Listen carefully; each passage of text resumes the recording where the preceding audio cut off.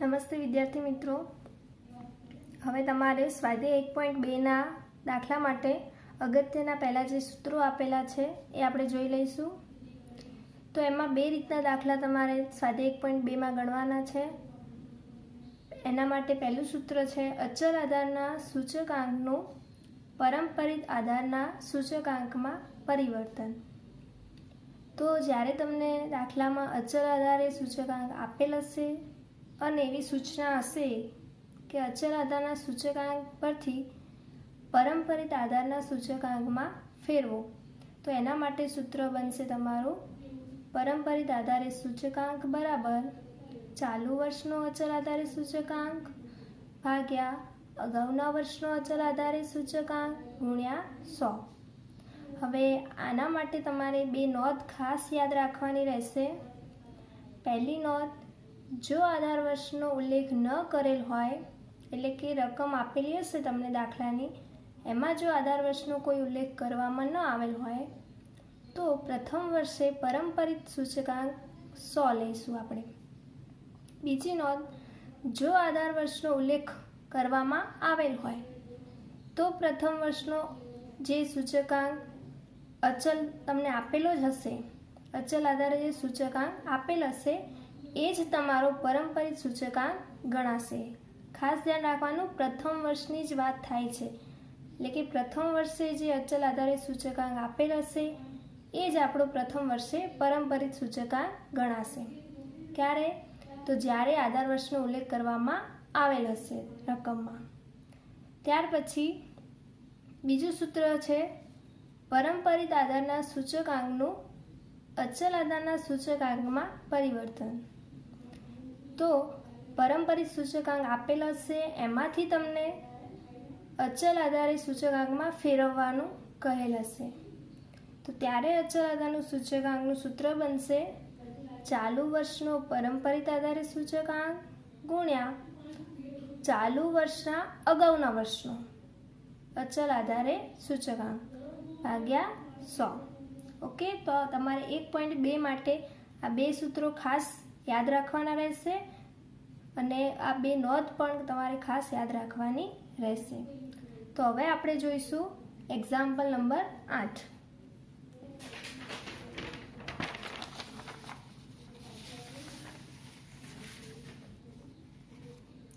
તો એક્ઝામ્પલ 8માં તમારી જોડે બુક હશે જ, તો એમાં તમે જોઈ શકો છો. એક્ઝામ્પલ 8માં હું રકમ વાંચું છું. એક રાજ્યમાં હુન્નર ઉદ્યોગના ઉત્પાદનના નીચે આપેલ અચળ આધારની રીતે મેળવેલા સૂચકાંકનું પરંપરિત આધારના સૂચકાંકમાં પરિવર્તન કરો.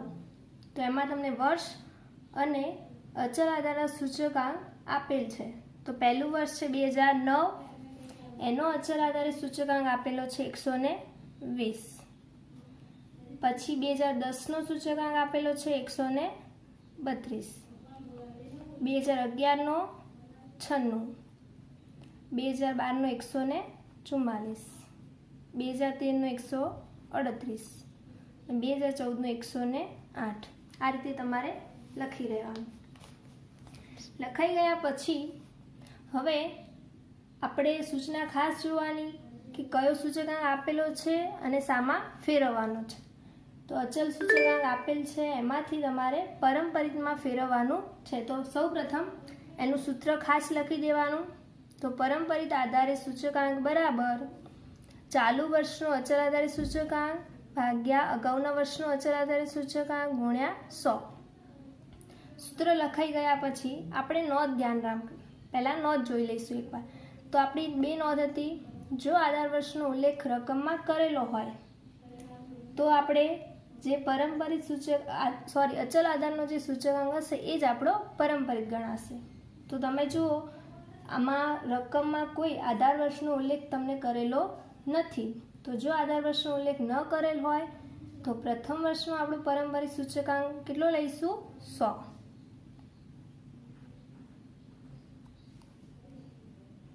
જો ઉલ્લેખ કરેલો હોત તો આપણે કેટલા લેત? 120. એમને એમ મૂકી દે.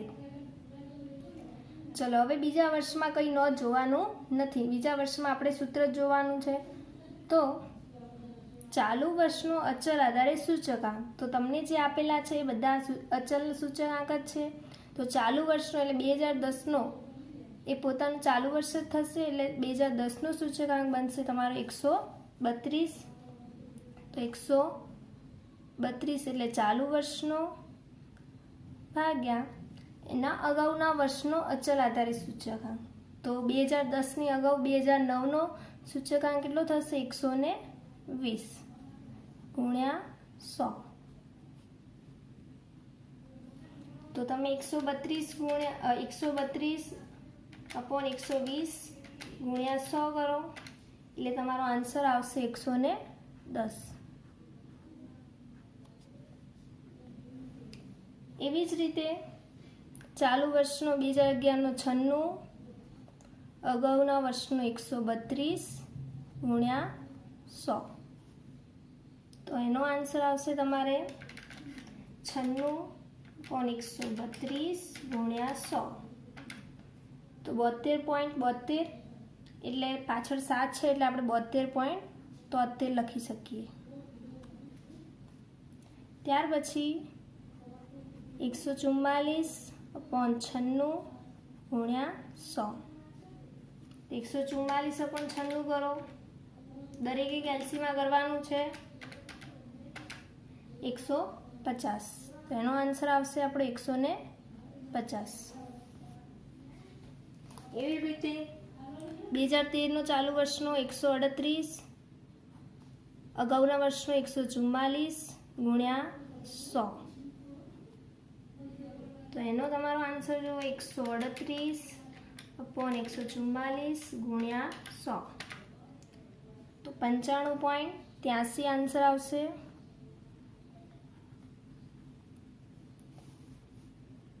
એવી જ રીતે છેલ્લું 2014નું ચાલુ વર્ષનું 108 ભાગ્યા અપોન 138 ગુણ્યા 100.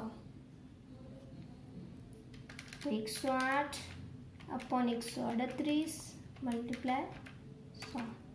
એનો આન્સર આવશે તમારે 78.26. ઓકે, તો આ એક્ઝામ્પલ 8 જે શાનું હતું? અચલ આધારના સૂચકાંક પરથી પરંપરિત આધારના સૂચકાંકમાં પરિવર્તન. હવે આપણે સ્વાધ્યાય 1.2નો દાખલા નંબર 1 જોઈશું. તેની રકમ તમને આપેલી છે.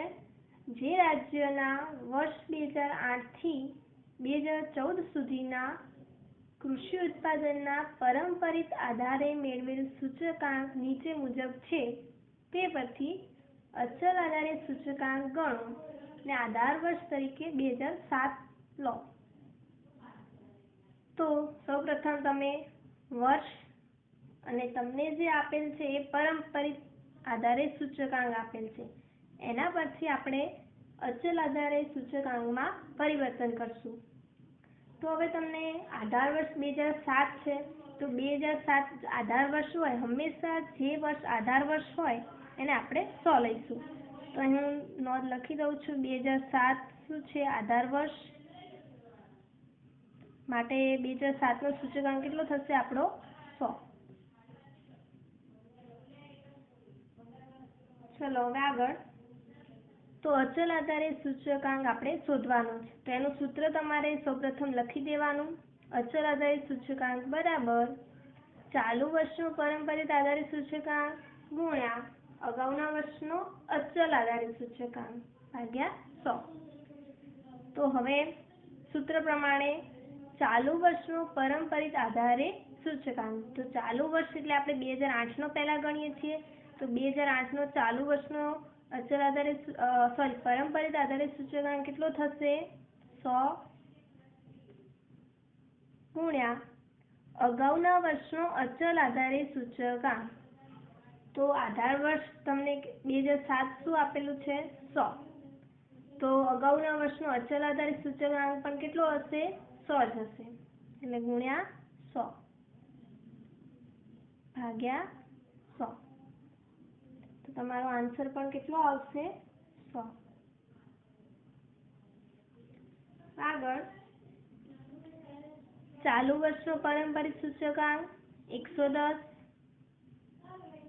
ગુણ્યા, હવે અગાઉના વર્ષનો આપણે પારંપરિક નહીં પરંતુ અચલ આધારે સૂચકાંક લેવાનો છે અગાઉના વર્ષનો.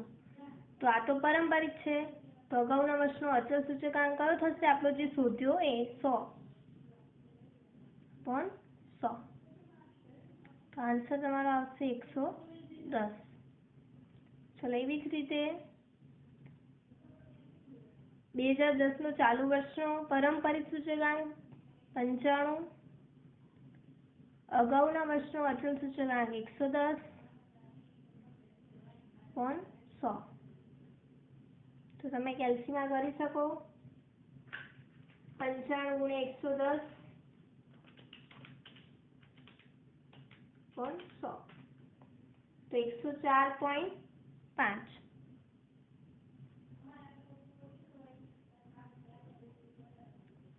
એવી જ રીતે ચાલુ વર્ષનો પારંપરિક 108 2011માં, અગાઉના વર્ષનો અચલ સૂચકાંક જે આપણો ઉપર આન્સર આવ્યો 104.5/100.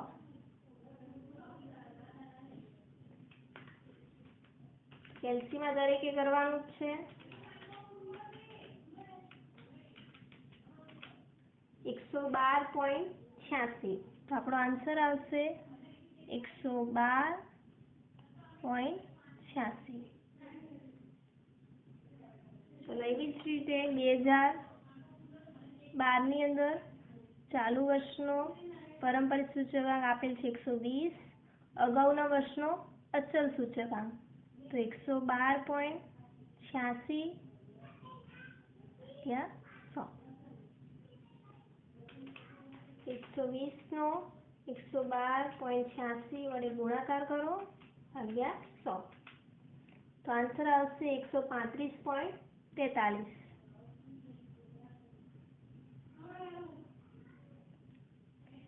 એવી જ રીતે 2013માં ચાલુ વર્ષનો પારંપરિક સૂચકાંક 106, અગાઉના વર્ષનો અચલ સૂચકાંક જે આપણને મળ્યો 135.43/100.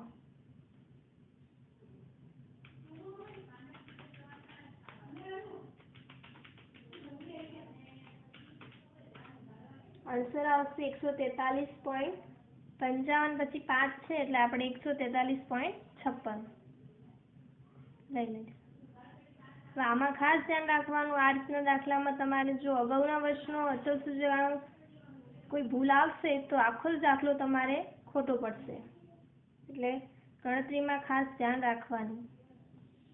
ચલો એવી જ રીતે 2014નો ચાલુ વર્ષનો 110 ગુણ્યા અગાઉના વર્ષનો અચલ સૂચકાંક 143.56/100.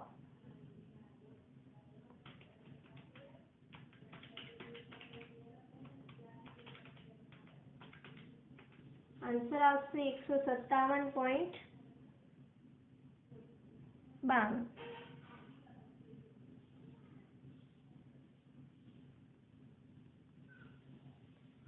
ચલો તો આના પછી હવે આપણે સ્વાધ્યાયનો દાખલા નંબર 2 જોઈશું. દરેકે સાથે સાથે ગણવાનો છે.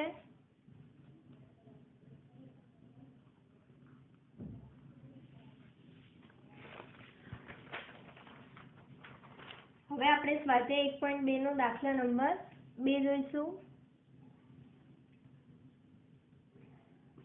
તો એની રકમ આપણે પહેલા વાંચી લઈશું. સ્વાધ્યાય 1.2નો દાખલા નંબર 2. તો વર્ષ 2007-8 ને આધાર વર્ષ તરીકે લઈ નીચે આપેલ યંત્ર અને યંત્ર સામગ્રીના જથ્થાબંધ ભાવના અચલ આધારના સૂચકાંક પરથી પારંપરિક આધારના સૂચકાંક મેળવો. તો તમને અચલ આધારે સૂચકાંક આપેલો છે, એના પરથી તમારે પારંપરિક આધારનો સૂચકાંક મેળવવાનો અને આમાં આધાર વર્ષનો ઉલ્લેખ તમને કરેલો છે. તો કયું વર્ષ આધાર વર્ષ તરીકે લેવાનું છે? 2007 અને 8. 2007-8 તમારું શું થશે? આધાર વર્ષ. તો 2007-8 આધાર વર્ષ છે, તો એના માટે આપણે 2007 અને 8ને શું લઈશું? એનો સૂચકાંક બનશે 2007-8નો સૂચકાંક આપણો 100 ગણાશે. જે આપણું આધાર વર્ષ તરીકે કહ્યું હોય એને આપણે 100 લઈશું સૂચકાંક. ચલો તો પહેલા દાખલો શરૂ કરતા પહેલા દરેકે ઉપર સૂત્ર ફરજિયાત લખવાનું. તો પારંપરિક આધારે સૂચકાંક બરાબર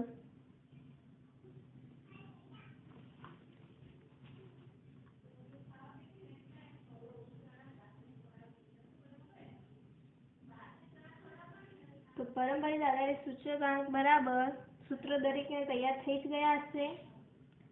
ચાલુ વર્ષનો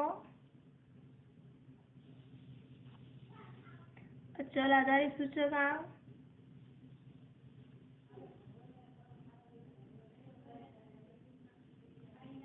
ભાગ્યા અગાઉના વર્ષનો અચલ આધારિત સૂચકાંક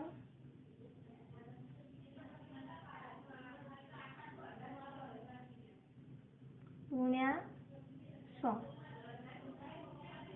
હવે આમાં તમને જો નોંધ પ્રમાણે કરશો તો આપણી નોંધ હતી કે જો આધાર વર્ષનો ઉલ્લેખ કરેલ હશે તો આપણે જે અચલ આધારિત સૂચકાંક હશે એ જ આપણો પારંપરિક સૂચકાંક ગણાશે. પણ ઘણા લોકો એવા હોય છે જેને નોંધ યાદ રહેતી નથી, તો એના માટે આપણે ગણતરી કરીને પણ કરી શકીએ છીએ. તો ગણતરી પ્રમાણે ચાલુ વર્ષનો અચલ આધારિત સૂચકાંક, તો ચાલુ વર્ષનો આજે તમને આપેલા અચલ સૂચકાંક છે, તો ચાલુ વર્ષનો અચલ આધારિત સૂચકાંક એટલે 8/9 નો ચાલુ વર્ષનો કયો થશે 117.4. 117.4 લખશું આપણે. ચલો ત્યારબાદ અગાઉના વર્ષનો અચલ આધારિત સૂચકાંક, તો 8/9 નો સૂચકાંક એની અગાઉનો, તો 8/9 ની અગાઉ કયું વર્ષ હશે 7-8, તો એનો સૂચકાંક તો આપણને કરેલો છે કે 7-8 આધાર વર્ષ છે, તો એનો સૂચકાંક કેટલો થશે 100, તો આપણે 100 લખી શકીએ. ત્યારબાદ ગુણ્યા 100. તો આ રીતે જેને નોંધ યાદ ન રહેતી હોય એ આ રીતે ગણતરી કરીને પણ પ્રથમ વર્ષનું શોધી શકે છે. તો આપણો આન્સર આવશે 117.4 અથવા 40. તમે કઈ 2009 અને 10 માટે ચાલુ વર્ષનો અચલ સૂચકાંક 118, અગાઉના વર્ષનો 117.4 ગુણ્યા 100. તેનો આન્સર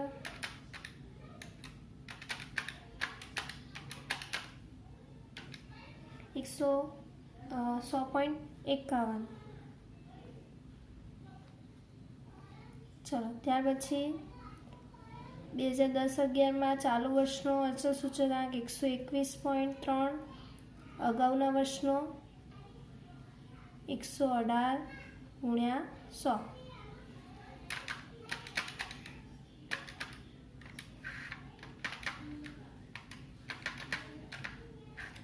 એનો આન્સર આવશે તમારે 102.80. 79 છે પણ એને આપણે 80 કરવાના. ચાલો ત્યાર પછી 125.1 ચાલુ વર્ષનો અચલ સૂચકાંક, અગાઉના વર્ષનો 121.3 ગુણ્યા 100. તો એનો તમારો આન્સર આવશે 125.1 ભાગ્યા 121.3 ગુણ્યા 100. તો આન્સર આવશે 103.13.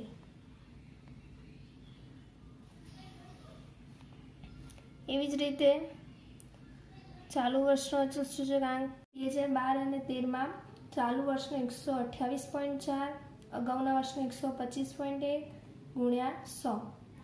તો એનો આન્સર આવશે તમારે 102.64. ત્યાર પછી 2013-14 ચાલુ વર્ષનો 6,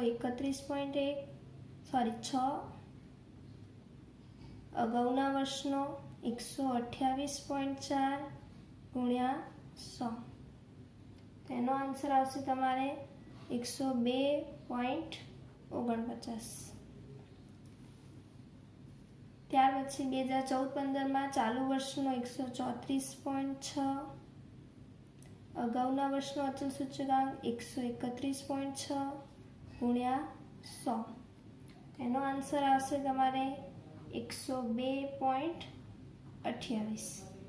સ્વાધ્યાય 1.2ના દાખલા નંબર 3 અને 4 દરેક વિદ્યાર્થીએ જાતે ગણવાનો પ્રયત્ન કરવો.